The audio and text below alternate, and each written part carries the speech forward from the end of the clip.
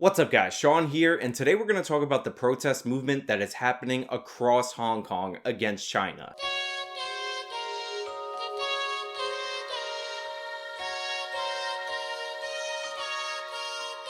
So for those of you who pay attention to the news or are active on social media, you've probably seen something about the protests going on in Hong Kong against the Chinese Communist Party. You might have seen videos of the protesters clashing with the police. You may have seen videos of them cutting down Chinese facial recognition software.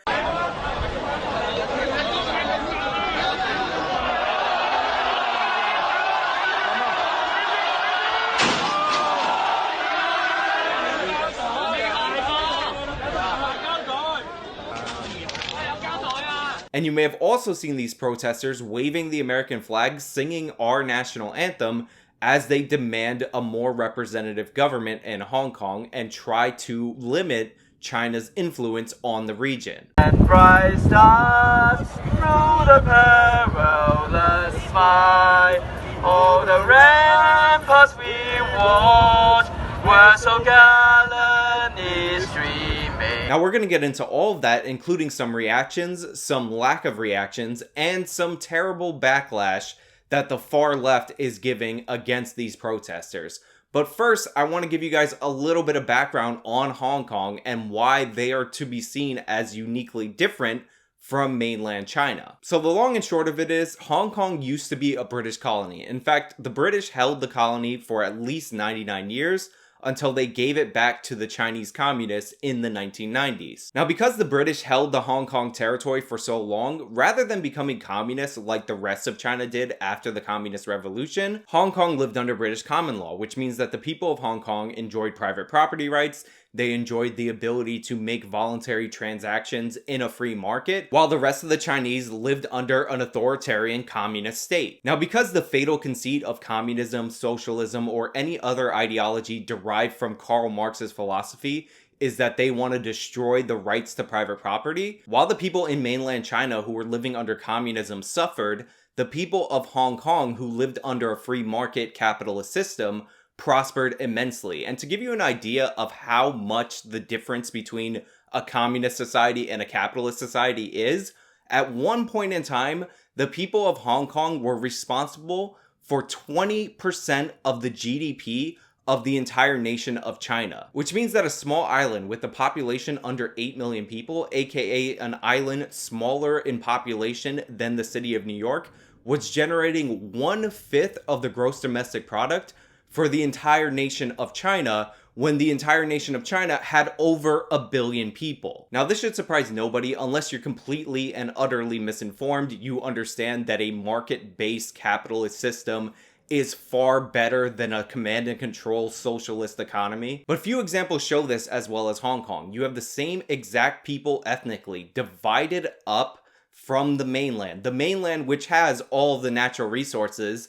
and theoretically all of the advantages, but the mainland is in turmoil while this small little rock with no resources prospers because they have the right system, because they have the right common law. It's like a North Korea-South Korea situation for the Chinese Communists to be completely embarrassed about, as they should be. Now, of course, the gap has closed since the British lease on Hong Kong ended and they handed it back to the Chinese Communists. And the reason that the gap closed is because the Chinese Communists decided that communism is really stupid in some ways, and they started to recognize private property rights, which again, the key to prosperity is recognizing the rights of the individual to own property, and that helped improve the economic situation of a lot of people in mainland China. However, you can still see the differences of policy reflected in the average income of the average Hong Konger versus the average person in mainland China. Now, the people of Hong Kong, from what I could tell, never wanted to go back to being under Chinese control because, again, if you have a free market-based system that's working for you, that's making you so much more prosperous and productive than the people of mainland China, why would you want the government that is ruining mainland China to take over your system? So when Hong Kong was returned to the Chinese, they were given some assurances that the Chinese wouldn't really interfere all that much with the way of life of the people of Hong Kong. If you've ever heard of the One China, Two Systems policy, this is what it's referring to. Hong Kong is essentially allowed to keep the system that they have, and China is allowed to keep the exact opposite system that they have, but everybody in the world should recognize that they're still a part of China, and there's only one China. However, whenever you're dealing with an authoritarian system, especially a communist system, they're not going to keep their word, and little by little, the Chinese government has been encroaching on the people of Hong Kong. And most recently, they tried to get a bill passed in the Hong Kong legislature that would approve extradition of Hong Kongers to mainland China based on the laws of mainland China. Now, obviously, the people of Hong Kong were angry about this because it is a violation of the agreement that they originally had. And again, the people of Hong Kong don't really consider themselves a part of mainland China. So this is what initially kicked off the protests. And while the protests were successful in getting the proposal pulled, there was no guarantee that right after people decided to go back into their homes and function in their daily lives, that this proposal wouldn't be put forward. And because they couldn't get that guarantee that the proposal wouldn't be enacted as soon as the protests ended, they continued. And the protesters' demands expanded because one of the problems with the system of government over Hong Kong as controlled by the Chinese government is that all of the candidates that the people of Hong Kong have to choose from have to be first approved of by the Chinese Communist government. So they have a system where whoever they choose to lead Hong Kong is essentially going to be a puppet of the Chinese government and further encroach on the liberties and the freedoms that the people of Hong Kong enjoy. So now the protesters' demands have expanded, and they now include getting their current leader to resign.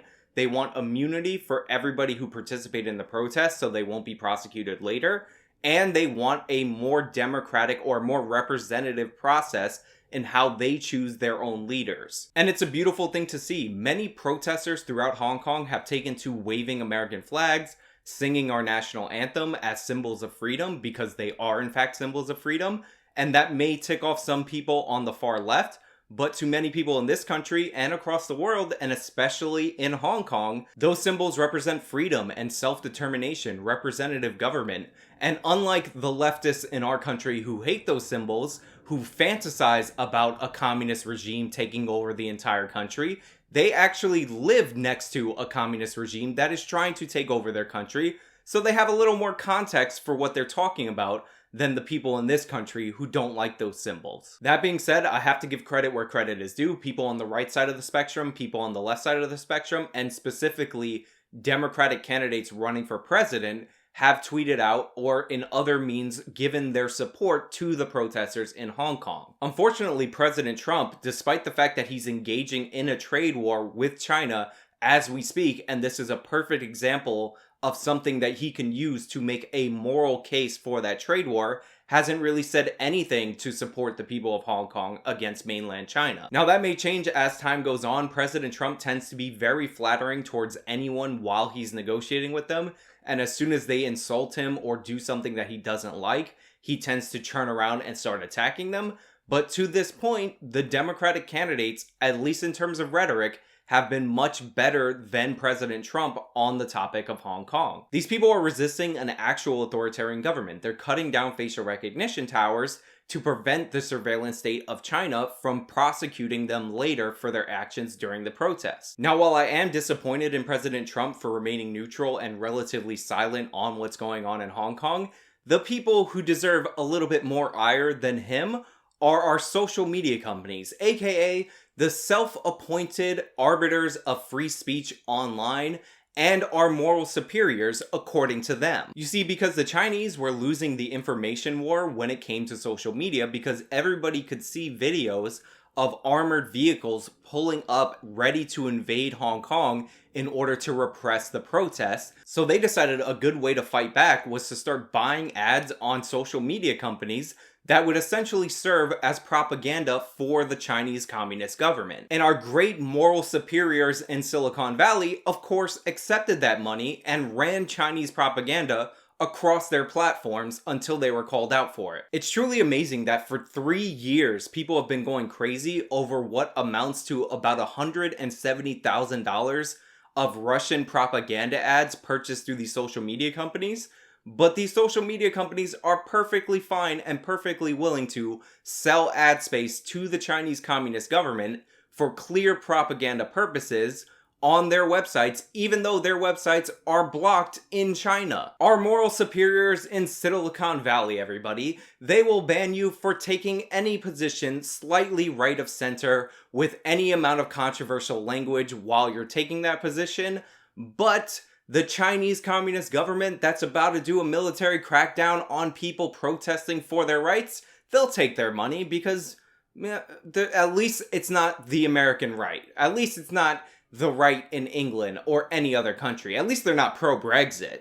At least they didn't vote for Donald Trump. They're just an oppressive, authoritarian, communist regime. Nothing to worry about that.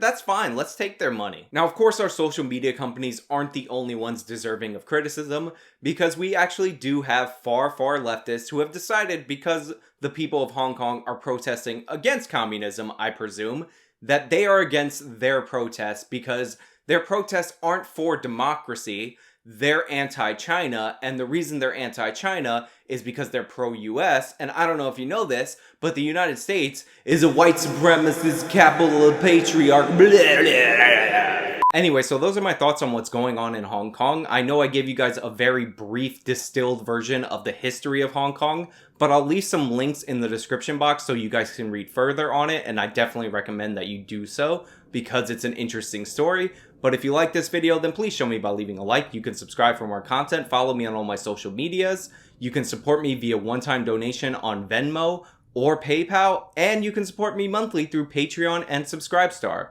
This has been me talking about the Hong Kong protests. Till next time.